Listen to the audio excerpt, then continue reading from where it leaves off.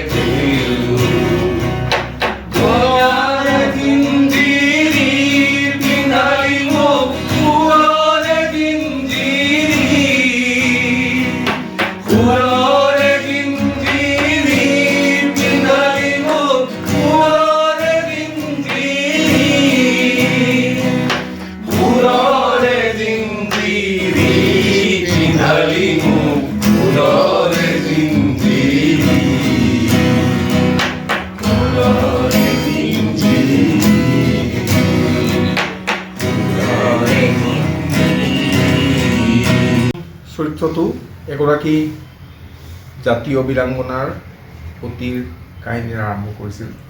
নিশ্চয় জ্যোতিপ্ৰসাদ আগৰৱালাৰ চেতনাত অসমৰ জাতীয় পৰম্পৰাক আগুৱাই নিয়াৰ ইচ্ছাটো আছিলে আৰু বিদেশত শিক্ষা গ্ৰহণৰ পিছত প্ৰথম নিজৰ জাতীয়তাবোধেৰে এই কাম কৰিছিলে। ইয়াৰ পৰিৱৰ্তে এতিয়া আজি ইমান বছৰ হ'ল ভাৰতবৰ্ষৰ সেই সময়ত বোলছবিৰ চালুকীয়া অৱস্থাত ৰূপ কোঁৱৰ জ্যোতিপ্ৰসাদ আগৰৱালাদেৱে ইমান কষ্ট কৰি পেলাই অসমীয়া চলচ্চিত্ৰৰ এটা ধাৰা প্ৰৱৰ্তন কৰিবলৈ চেষ্টা কৰিছিল। তাৰপিছত বিষ্ণুপ্ৰসাদ ৰাভা নটসূৰ্য ফণী শৰ্মাই সকলোৱে তেওঁৰ পথটো গ্ৰহণ কৰিছিলে আৰু সেই দিশে আগবাঢ়ি গৈছে। কিন্তু দুৰ্ভাগ্যৰ বিষয়ে আজিৰ এই তাৰিখত মোৰ বিশেষ উপলব্ধি যে তেওঁলোকে জাতীয় চিনেমা গঢ়াৰ কাৰণে চিনেমা শিল্পটো গঢ়াৰ কাৰণে চেষ্টা কৰিছিলে আৰু আজি আমি অসমীয়া ভাষাৰ